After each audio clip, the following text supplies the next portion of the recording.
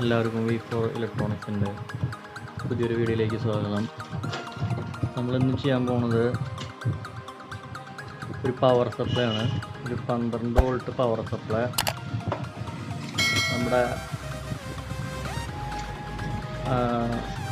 ആംപ്ലിഫയറിലേക്കൊക്കെ ഉപയോഗിക്കാം. 12 വോൾട്ട് ആംപ്ലിഫയറിലേക്കൊക്കെ ഉപയോഗിക്കാൻ പറ്റിയ പവർ സപ്ലൈ ആണ്. 4440 അതേമാതിരി തന്നെ 4508 അങ്ങനെയുള്ള ഐസികൾക്ക് സപ്ലൈ കൊടുക്കാൻ പറ്റിയിട്ടുള്ള ഒരു പവർ സപ്ലൈ ആണ് നമ്മളിന്ന് ചെയ്യുന്നത്. അതിനായിട്ട് നമുക്കിവിടെ ഒരു 12 വോൾട്ട് 3 ആമ്പിയറിൻ്റെ ഒരു ട്രാൻസ്ഫോമർ ഉണ്ട് നമ്മുടെ കയ്യിൽ. 12 വോൾട്ട് 3 ആമ്പിയർ. അതേമാതിരി തന്നെ ഡയോഡ് എന്ന് പറഞ്ഞിട്ടുണ്ടെങ്കിൽ 5408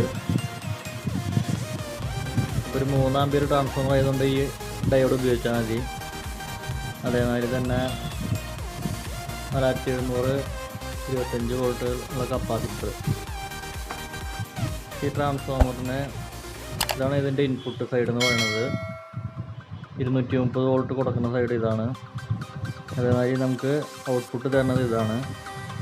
ഇത് 12 വോൾട്ട് തന്നെ. ഇതിൽ 3 ടാപ്പുകളുണ്ട്. 12, 0, 12 അങ്ങനെ ഈ ടാപ്പുകൾ തരുന്നത്. ഇത് സെൻറ്റർ ടാപ്പ് ട്രാൻസ്ഫോമറാണ്. നമ്മൾ ഇത് വെച്ചിട്ടാണ് നമ്മൾ പവർ സപ്ലൈ ചെയ്യാൻ പോകുന്നത്. പിന്നെ ആദ്യമായിട്ടാണ് ഈ വീഡിയോ കാണണമെങ്കിൽ ഈ ചാനൽ സബ്സ്ക്രൈബ് ചെയ്യാൻ മറക്കരുത്. അപ്പോൾ നമുക്ക് തുടങ്ങാം.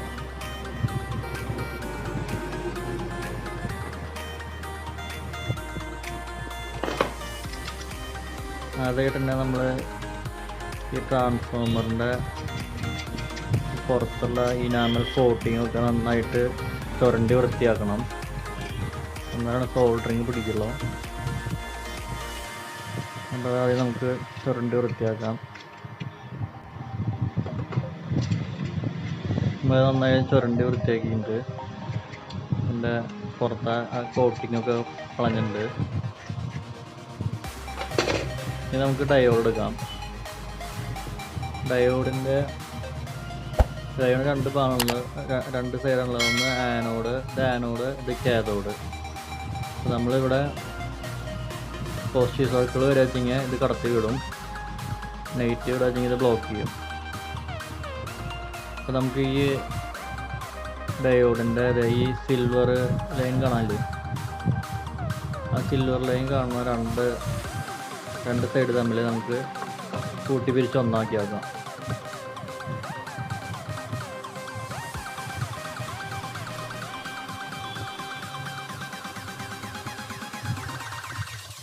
നമുക്ക് ഈ സൈഡാണ് നമുക്ക് പോസിറ്റീവായിട്ട് കിട്ടുക.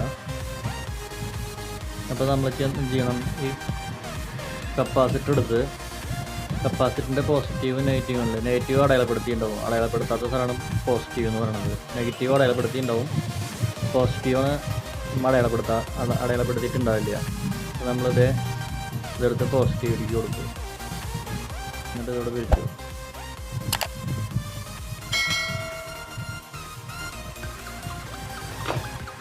ഇനി നമ്മൾ ഈ ട്രാൻസ്ഫോമറിൻ്റെ 2 അറ്റത്തെ ലീഡുകളുണ്ടല്ലോ, ആ 2 അറ്റത്തെ ലീഡുകൾ ഈ 2 ഡയോഡിലും കൊടുക്കുന്നു. ഡയോഡ് ഇതിൽ കൊടുത്തു, ഒരെണ്ണം പുറത്തും കൊടുത്തു.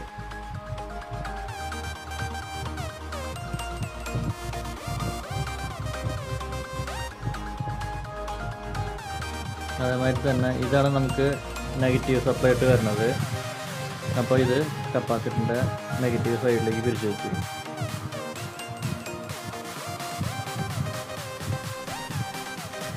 ഇനി നമുക്കിത് നന്നായി സോൾഡർ ചെയ്യാം. അടിപൊളിയായിട്ട് സോൾഡർ ചെയ്യാം. അപ്പോൾ ഈ സോൾഡർ ചെയ്യേണ്ട ഈ ഭാഗം എടുക്കുന്നത് എന്താ വെച്ച് കഴിഞ്ഞാൽ ഇവിടെ നല്ല ചൂടുണ്ടാവും. അവിടത്തേക്കാളും ചൂട് ഇവിടെ ഉണ്ടാവും. ഏരിയ കൂടുതലുള്ള കാരണമുണ്ട്. നന്നായി ഇത് സോൾഡർ ചെയ്യാം.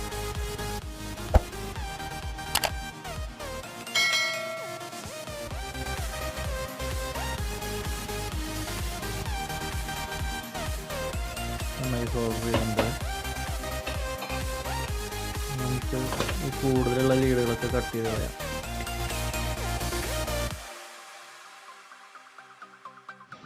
ഇതാണ് നമ്മൾ ഇൻപുട്ട് കൊടുക്കുന്നത്. ഇൻപുട്ട് കൊടുക്കാനായിട്ട് നമുക്ക് ഇതൊന്ന് തുറന്നിട്ട് നമുക്ക് ഇതിൻ്റെ ഈ കോട്ടിങ് ഒന്ന് കളയാം. ഇനി നമുക്കൊരു AC കോഡ് വരെയാണ് വേണ്ടത്. നമുക്കതിലേക്ക് കണക്ട്. അതിനുശേഷം നമ്മളിത് നന്നായിട്ട് ടാപ്പ് ചെയ്യണം. ടാപ്പ് ചെയ്തില്ലെങ്കിൽ നമുക്ക് ഷോക്ക് അടിക്കും. അതുകൊണ്ട് നന്നായി ടാപ്പ് അടിക്കുക. ഇനി നമ്മളിത് 2 വയർ എടുത്തേക്കണം. ഇനി 2 വയർ എടുത്തിട്ട് നമുക്ക് സപ്ലൈ നിന്ന് ഔട്ട്പുട്ട് എടുക്കാം. ഇപ്പം കറുപ്പായിരിക്കും നെഗറ്റീവായിട്ട് നമ്മൾ ഉപയോഗിക്കുക, റെഡ് നമ്മൾ പോസിറ്റീവായിട്ടാണ് ഉപയോഗിക്കുന്നത്. 2 വയറുകൾ നമ്മൾ സോൾട്ട് ചെയ്തെടുത്തു. അതിനുശേഷം നമുക്കൊരു മൾട്ടിമീറ്ററിലേക്ക് ഇത് കണക്ട് ചെയ്യാം. മൾട്ടിമീറ്ററിൽ ഇത് 20 വോൾട്ടിലിട്ടു.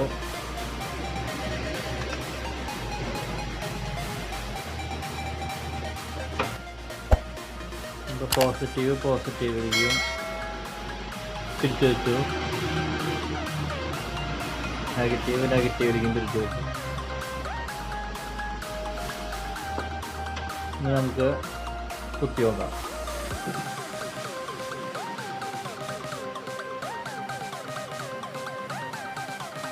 നമുക്ക് 17-18 വോൾട്ടിൻ്റെ അടുത്ത് കിട്ടുന്നുണ്ട്.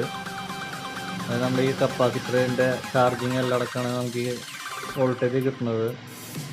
നമ്മളത് ആംപ്ലിഫയറിലേക്ക് ലോഡ് ചെയ്ത് കഴിഞ്ഞിട്ടുണ്ടെങ്കിൽ വോൾട്ടേജ് കുറച്ച് കുറയും.